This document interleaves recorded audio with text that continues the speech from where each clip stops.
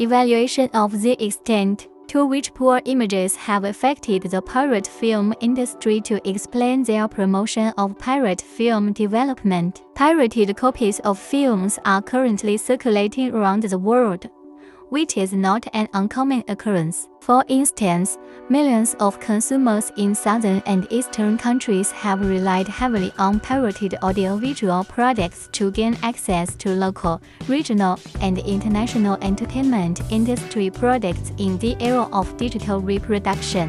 The global popularity of poor images and their special meaning allow us to recognize the value of pirated films.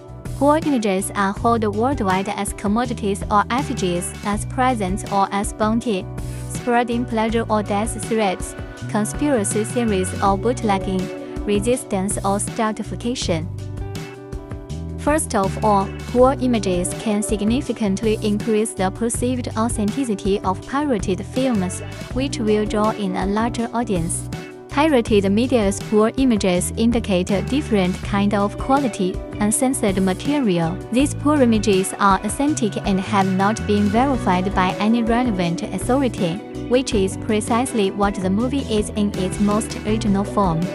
Secondly, pirated films with poor images make it more convenient for viewers to watch them, which will increase the number of people choosing pirated films. A material screen that filters viewers' engagement with media technologies as well as their sense of time, speed, space, and contemporaneity, resulting in a different sensory experience of media. Pirated films made from poor images allow people to watch movies whenever and wherever they want, without having to adhere to a specific time to watch them in a particular location, such as a cinema, which unquestionably improves people's quality of life tremendously. Thirdly, poor images can also reduce the cost of making pirated films. Because of the low cost of producing poor images, pirated films can circulate quickly and cheaply around the world. In order to distribute a large number of goods over a large area at a relatively low cost, pirated movies with poor images are very effective. When compared to the price of distributing legitimate movies, the poor images that make up pirated movies are produced at a meager cost. Conventional film distribution often requires a considerable investment of financial, resource, and human resources.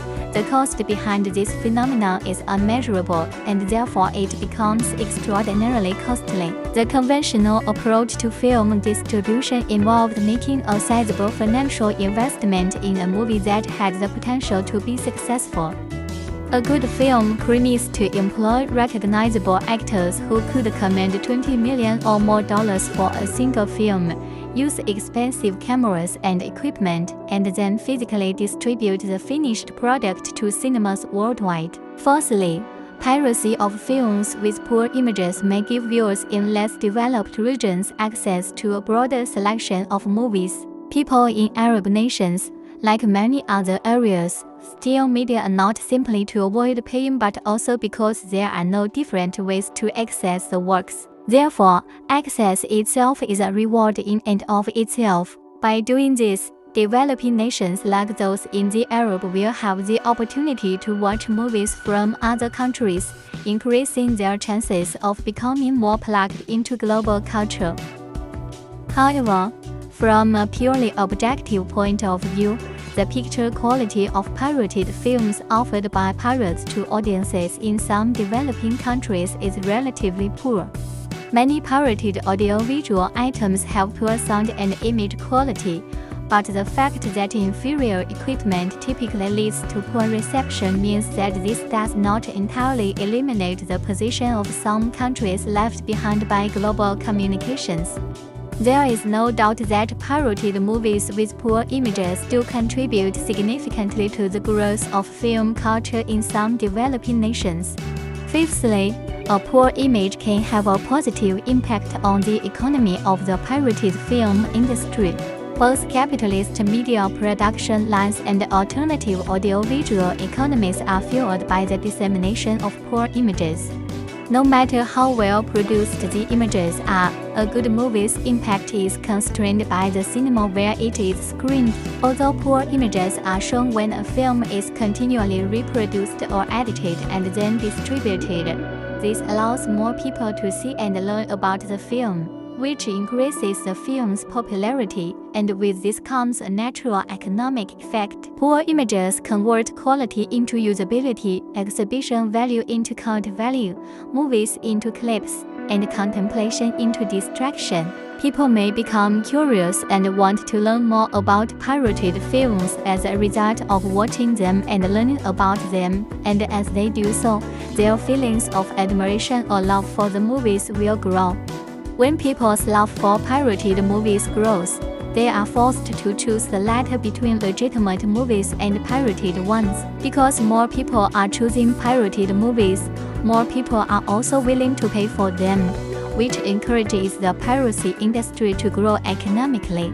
Nevertheless, it is critical to pay attention to the drawbacks of poor images in relation to pirated films, since the picture quality of pirated movies differs significantly from the high-definition picture quality seen in theaters.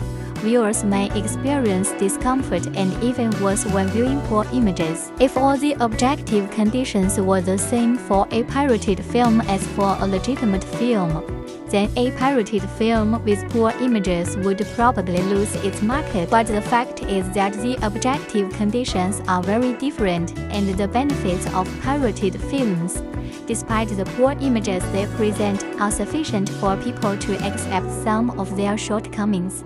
To summarize, poor images have aided in the expansion of the pirate film industry.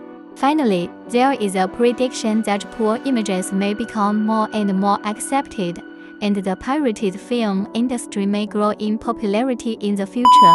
Thank you for watching.